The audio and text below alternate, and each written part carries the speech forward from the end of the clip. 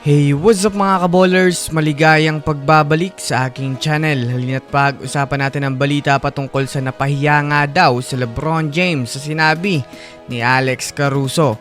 At ang balita naman patungkol sa maaaring pagkuha ng Golden State Warriors kay Dalton Knecht. Tara na't pag-usapan natin yan dito sa Basketball Hot Shots.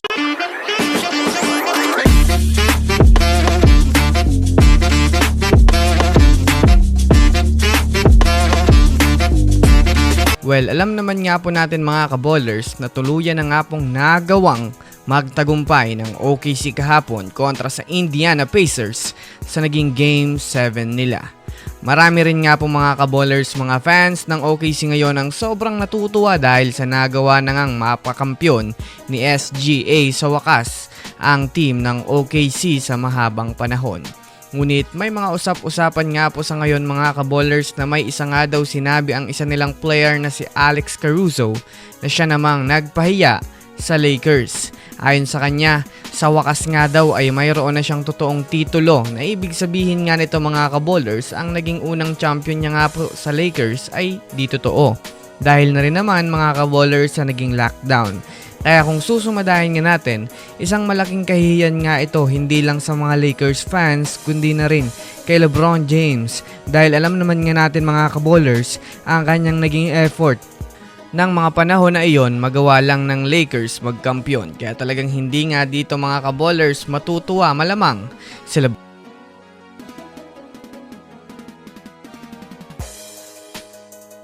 Samantala, dumako naman tayo mga kaballers sa balita patungkol sa maaaring pagkuha ng Warriors kay Dalton Knecht. Alam naman nga po natin sa ngayon mga kaballers na bukas na nga ho ang trade ng Lakers at ilan sa mga player nila ngayon ay gusto na nilang i-trade upang makakuha ng matinding player o big man na maaaring makatulong sa kanila next season.